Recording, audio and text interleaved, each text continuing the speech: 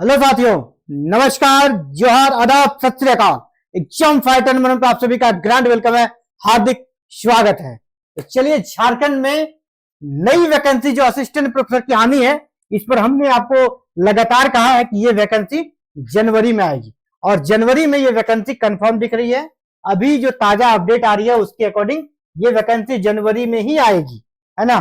जनवरी में आएगी, ये क्लियर हो चुका है। जनवरी 2026 में 2027 जनवरी 2027 में ये वैकेंसी आएगी, ये क्लियर हो गया है।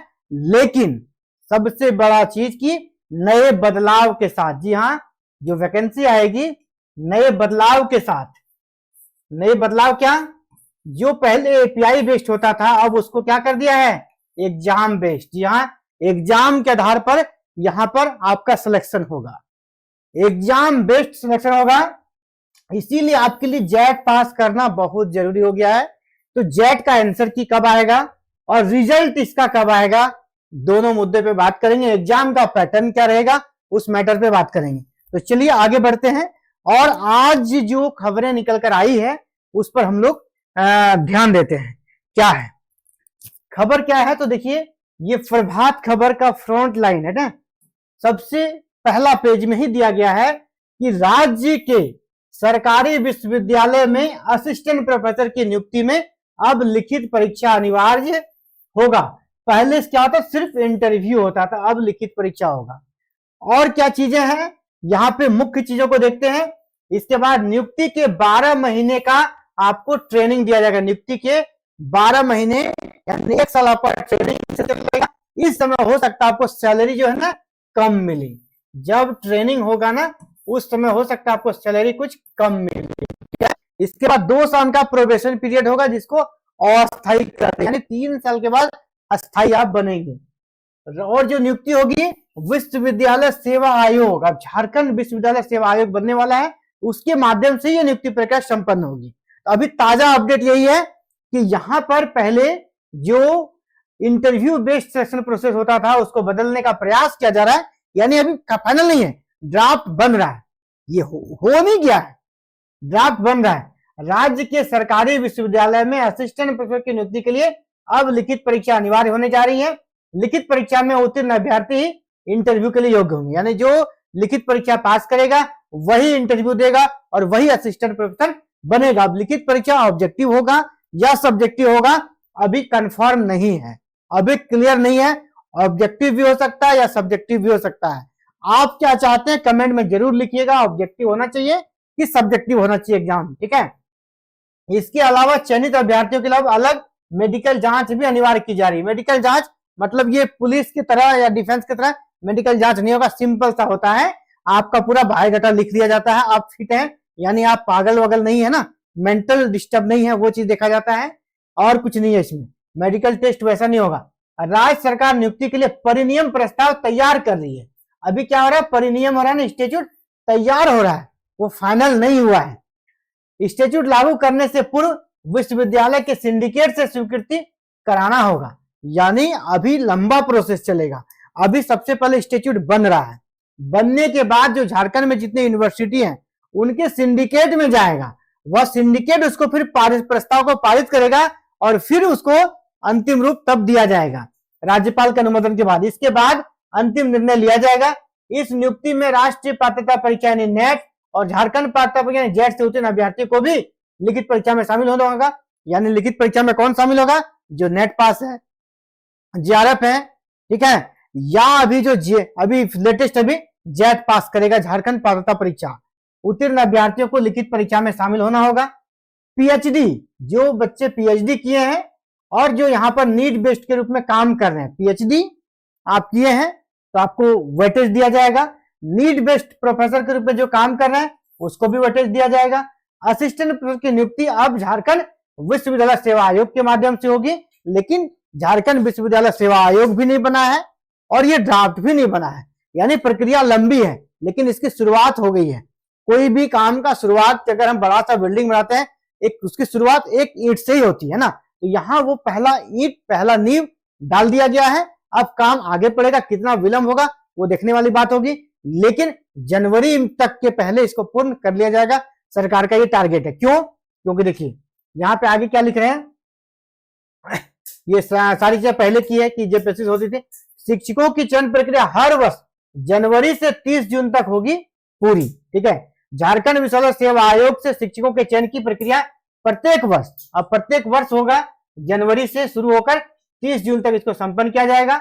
विश्वविद्यालय के शिक्षकों के समयबद्ध चयन एवं नियुक्ति के लिए आयोग के साथ समन्वय करना मानव संसाधन प्रबंधन निदेशक का दायित्व होगा। आगामी वर्ष के लिए रोस्टर बनाने के लिए विश्वविद्यालय में प्रत्येक वर्ष 31 दिसंबर तक स्वीकृत पदों के सापेक्ष शिक्षकों की कुल रिक्तियों पर विचार किया जाएगा। इस प्रकार तैयार रोस्टर को राज्य सरकार द्वारा अनुमोदित किया जाएगा। यानी 31 दिसंबर तक रोस्टर वगैरह क्लियर कर लिया जाएगा और फिर आपका जनवरी में नियुक्ति आरंभ कर दी जाएगी, उसे जून तक संपन्न कर ली जाएगी। तो फिलहाल ये है। अब हम जो दूसरे चीजों पे बात करने वाले थे कि सर जेट का कब आएगा ना, जेट का अभी तक कोई पता नहीं चल रहा कि आंसर की कब आएगा। तो जो चीजें निकल कर आइए उसको बात करेंगे जेट के बारे में। देखिए जेट के बारे में आपको बता दें कि जेट का आंसर की बहुत जल्द रिलीज होगा, इस महीने के लास्ट तक या अगस्त के फर्स्ट वीक में आंसर की आ जाएगा, ठीक है। ये आंसर की कब आएगा, अगस्त फर्स्ट वीक में आ सकता है, अगस्त फर्स्ट वीक में या इसी महीने के लास्ट वीक में आंसर की आ जाएगा, है ना। अगस्त फर्स्ट वीक में, फर्स्ट वीक ऑफ अगस्त या फिर इस आपका जुलाई के लास्ट वीक में आ सकता है आंसर की। रिजल्ट के पूरे चांसेस है आपका 15 अगस्त के पहले रिजल्ट आ जाएगा, 15 अगस्त के पहले जेट का रिजल्ट आ जाएगा। अगर आपका रिजल्ट आ जाता है और जनवरी में विज्ञापन आ जाता है तो इससे अच्छा अपॉर्चुनिटी आपके लिए क्या मिलेगा, आप तुरंत जेट पास किए और आपको एक बड़ी वैकेंसी 2404 पदों पे झारखंड पे देखने को मिलेगी।